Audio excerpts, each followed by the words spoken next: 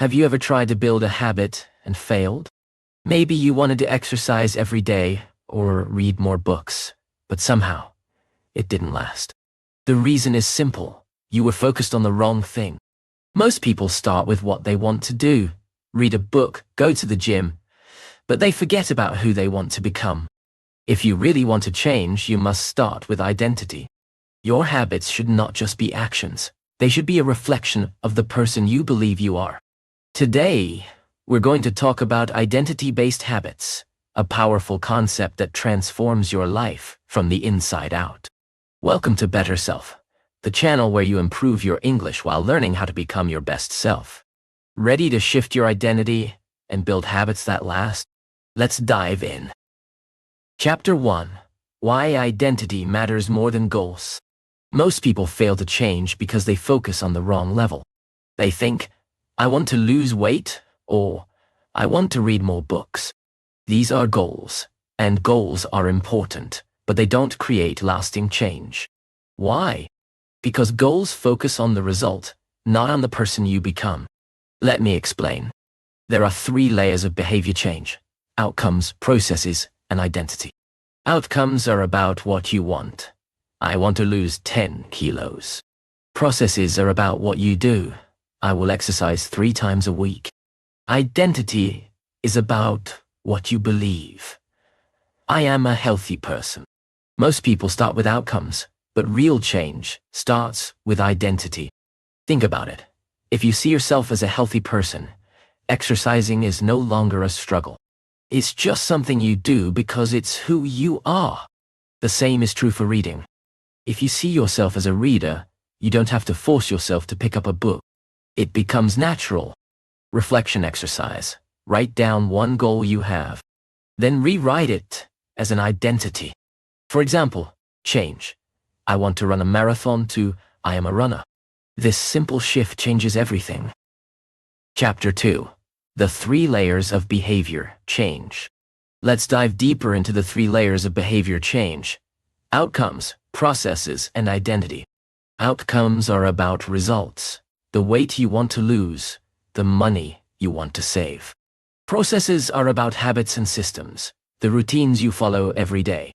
Identity is the deepest layer, what you believe about yourself. Most people start with outcomes. They set goals and hope for change. But if your identity doesn't change, your habits won't last. For example, you can set a goal to read 20 books, but if you don't see yourself as a reader, you will stop as soon as it feels hard. Identity-based habits work differently. When you focus on identity first, the habits naturally follow. If you believe, I am a healthy person, you will eat healthy without thinking. If you believe, I am a writer, you will write even when it's hard. Why? Because your brain loves consistency. It wants your actions to match your identity. Reflection. Which layer are you focusing on right now? Outcome, process, or identity? Write it down. If you want lasting change, start with identity. Chapter 3. I am. Statements. The core of identity. Language is powerful. The words you use shape the way you see yourself. When you say, I want to read more, you are focused on action. But when you say, I am a reader, you are focused on identity. This small shift changes everything. Why? Because your brain seeks alignment with your identity. If you believe, I am a healthy person, every choice you make will try to match that belief. On the other hand, if you tell yourself, I am lazy, or I have no discipline, you will act in ways that confirm that story. Start using I am statements to reinforce your desired identity.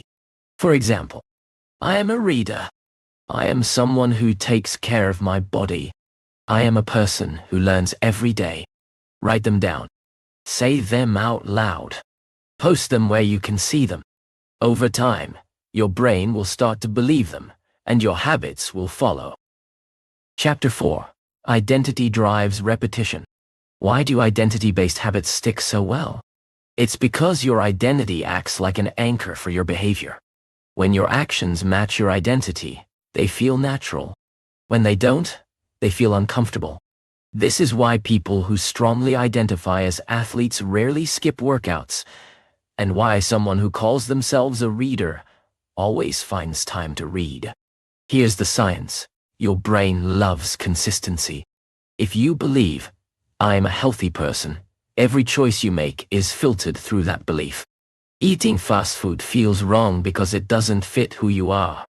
On the other hand, if you see yourself as someone who loves fast food, it feels normal to grab a burger. Every small action you take is a vote for the identity you want to reinforce. When you read one page, you cast a vote for being a reader. When you choose a salad, you cast a vote for being a healthy person. The more votes you cast, the stronger the identity becomes. Over time, the habit stops feeling like something you have to do. It becomes something you just do because it's part of who you are. Reflection exercise. Write down one identity you want to strengthen. Then ask yourself, what small habit can I do today to cast a vote for this identity? Do it now. Remember, identity drives repetition, and repetition reinforces identity. Chapter 5. How to choose your new identity. Choosing a new identity might feel overwhelming, but it doesn't have to be. Start by asking this simple question: who do I want to become? Not, what goal do I want to achieve? But what kind of person achieves that goal? This shift in thinking changes everything. For example, if your goal is to run a marathon, the type of person who does that is a runner. If your goal is to write a book, the type of person is a writer. So instead of saying, I want to run a marathon, you say, I am a runner. Instead of saying, I want to write a book, you say, I am a writer. Identity shapes action. But here's the key. Start small and believable. If you never exercise, don't jump to, I am an athlete. Start with, I am a person who moves every day. If you never read, don't say, I am a scholar. Start with, I am a person who reads one page a day. Small, realistic identities are powerful because you can prove them with small actions. Reflection exercise. Write down one identity you want to build. Then write one small habit that proves it. For example, identity, I am a healthy person. Habit, I will eat one piece of fruit today. Do this now. Remember, change your identity first, and the actions will follow. Chapter 6. Small wins build proof. Your identity is not something you decide in one moment. It's something you build through repeated action. Every time you perform a small habit, you give yourself evidence that supports your new identity. This is why starting small matters so much. Reading one page might seem like nothing, but it's a vote for being a reader. Doing one push-up might feel silly, but it's a vote for being an active person. Most people fail because they start too big. They want to change everything at once. Read an hour a day, exercise for an hour, meditate for 20 minutes. When life gets busy, they stop, and then they feel like failures. But if you start tiny, it's easy to keep going. One page, one push-up, one deep breath. These small wins build confidence, and confidence builds identity. Over time, the small wins add up. One page becomes one chapter. One push-up becomes 10. But the real magic is not in the size of the action. It's in the identity it builds. You start to believe, I am this kind of person, because you have proof. Reflection exercise. What is one small habit you can do today to reinforce your identity? Write it down and do it. Remember, small wins create big change. Chapter 7. Use identity to break bad habits. Identity-based thinking is not just for creating good habits, it's also the best way to break bad ones. Most people try to quit bad habits by relying on willpower. They say things like, I can't smoke, or I'm trying to eat less junk food. The problem with this language is that it still connects you to the old identity. You're saying, I am a smoker who's trying to quit, or I am a junk food lover who is trying to stop. Instead, shift the identity. Don't say, I can't smoke. Say, I am not a smoker. Don't say, I can't eat junk food. Say, I am a healthy person. This subtle shift is powerful because your brain wants to act in a way that matches your identity. If you believe, I am not a smoker, smoking feels wrong. The same strategy works for any habit. If you want to stop procrastinating, stop saying, I'm lazy. Say, I am a person who takes action. Repeat it. Live it. Even small steps like opening your laptop and writing one sentence confirm that new identity. Reflection exercise. Take one bad habit you want to break. Write down the opposite identity. Repeat it to yourself every day. Then take one small action that proves it. Chapter 8. Real examples of identity shifts. Let's look at how real people use identity shifts to change their lives. James Clear, author of Atomic Habits, didn't just focus on goals. After suffering a serious injury, he didn't say, I want to get healthy.